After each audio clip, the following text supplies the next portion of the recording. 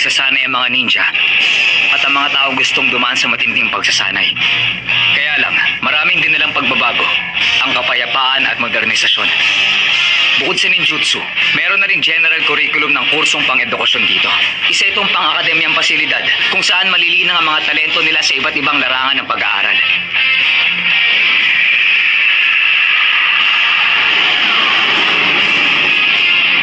Ngayon, ito na ang yugto kung saan mag-iiwan ako ng marka sa lahat. Hoy, nag-iisip ka ba? Baka naman nakakalimutan mo na suspindi ka na dito ng 2 linggo. Hindi maganda na pinag-uusapan ka ng mga tao. Minsan, hinay-hinay ka lang. Tapos na yun. Wala na akong magagawa pa tungkol sa bagay na yun. Hoy, teka, hintay! Kung ganun, hindi pala siya nag-drop out. Ang anak ng Hokage. Kumusta kayong lahat? Ako si Uzumaki Boruto. Kinagagalak ko kayo makilala.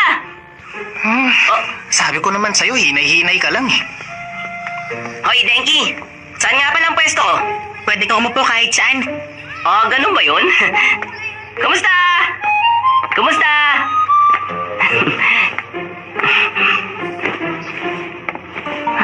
Ay, sa wakas hindi na ganun kahigpit ang mama ko sa akin. Ang mama mo?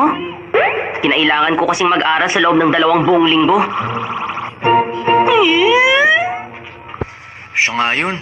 Bakit hindi siya pinarusahan pagkatapos ng ginawa niya? Siyempre, alam mo na kung bakit. Hindi naman basta biro ang nangyaring yun. Aba, kung dumiretso yun sa bayan, sigurado akong malaking gulo yun. Kung nagkataon, patay tayong lahat. Shh! Baka marinig na tayo. Yun ay... Huwag mo nang pansinin. Hindi naman talaga. Sabihin nila ang gusto nilang sabihin, okay lang sa akin. Mabuti naman kung ganun. Nakalimutan ko ang libro ko. Ano ka ba? Unang araw mo pa naman ngayon. Pahiram na lang ako ng libro mo, chika day. Kalokohan mo. Ayoko nga. Sige na naman, huwag ka naman ganyan sa akin. Ang damot naman ito. Pansin-pansin talaga ang Boruto sarili na kang libro, yan. di ba? Sikat talaga siya. Ako? Talaga?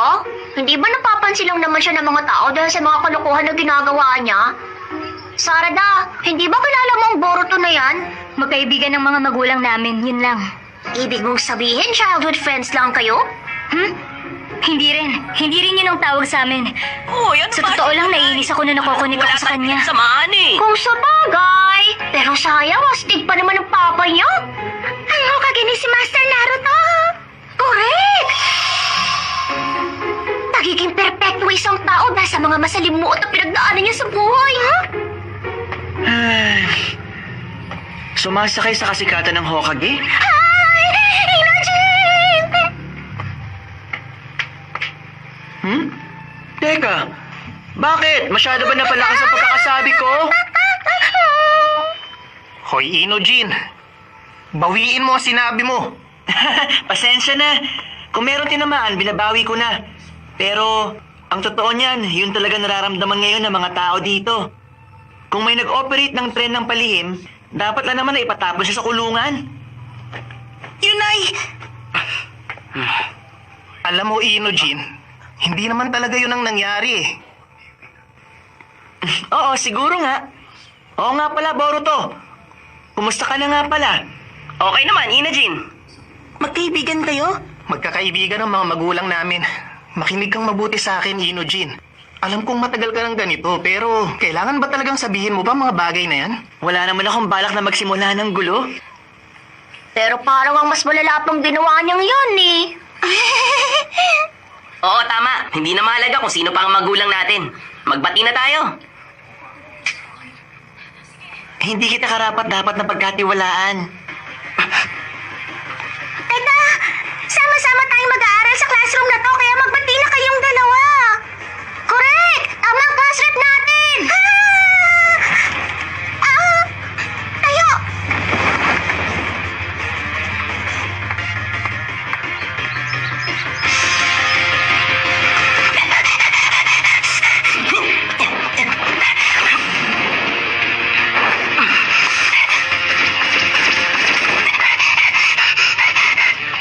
Okay, Boruto.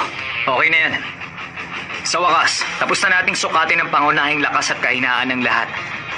Sa susunod, mag-uumpisa na tayo magsanay gamit ang mga datos na nakuha natin. Opo!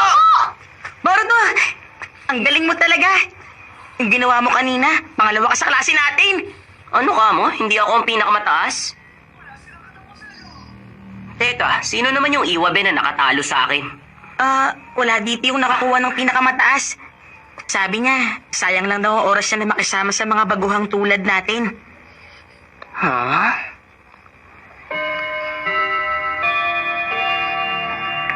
Gutom na ako. Hoy! Kayo dyan! Kakain na ba kayo? Pwede ba ako sumama? Naku, pasensya ka na. Pupunta kami sa rooftop. Sige na, bilisan nyo. Umalis na tayo kaagad. Mamaya na lang. Anong problema ng mga yun? Di bale. Tayo na lang tatlo ang kumain dito. Okay dito.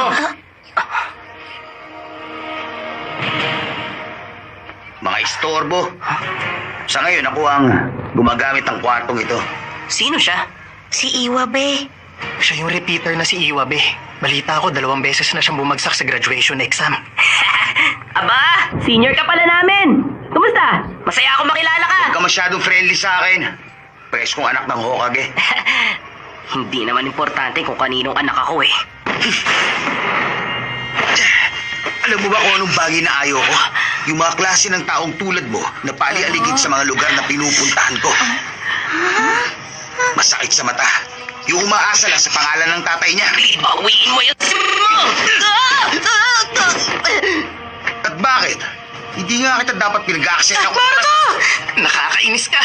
Kung may problema ka sa akin, harapin mo ako. Kung ako sa'yo, wag na. Wag mo na siyang patulan. Kahit nga mga guro dito, humahanga sa husay ng taijutsu niya. Kung malakas pala siya, bakit siya bumagsak? Hindi ko alam. Kaya nga lang, Boruto. Makinig kayo.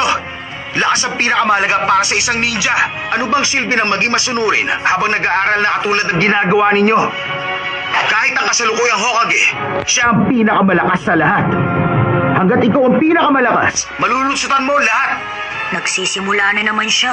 Dapat kasi nag-drop na lang siya. Hindi na siya nagtuloy sa pag-aaral. Pero Iwabe, kahit si Kapito, meron siyang layunin na gagamitin niyang ninjutsu sa mapayapang paraan. Kaya nga pati ako ay! Tumahimik ka! Hindi dapat nagsasalita mga mahihina. 10 taon na nakakalipas noong natapos ang digmaan. Noong panahon nangunguna pang Hokage sa digmaan, malayo sa kalagayan natin ngayon. Pero ngayon, ang lugar na ito ay naging eskwelahan ng mga lampa. Hindi ko matanggap ang bagay na yun. Isang mahina na kaya lang naman natanggap dito kasi ginamit ang pangalan ng kanyang ama.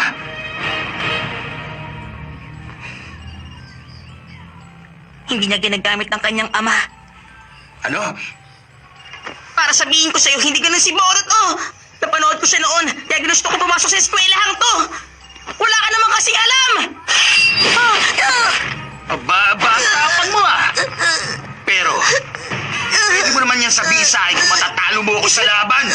Tama na yan! Hoy! Iwabe, ang lakas bang sinasabi mo ay yung puro pananakot lang para sumunod sila sa mga gusto mo? Anong sinabi mo? Boruto, Okay lang, Shikadai.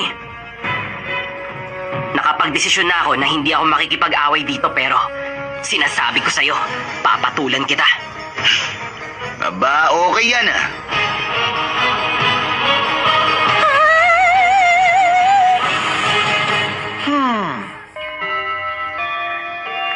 Oh, Shino! Ngayon magsisimula si Boruto, hindi ba? Oo, Nasuspend kagad siya sa unang araw pa lang. Mukhang kakaiba nga siya. hindi ko nga rin inaasahan na ako ang magiging advisor niya. Samantalahin mo na ang pagkakataon. Tama, kaya nga magiging stricto ako sa kanya. Gagawin ko yon kasi yun naman talaga ang trabaho ko. Paumanhin.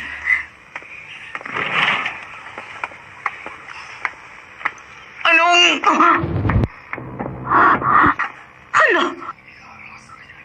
Nasaan kaya ang mga estudyante ko?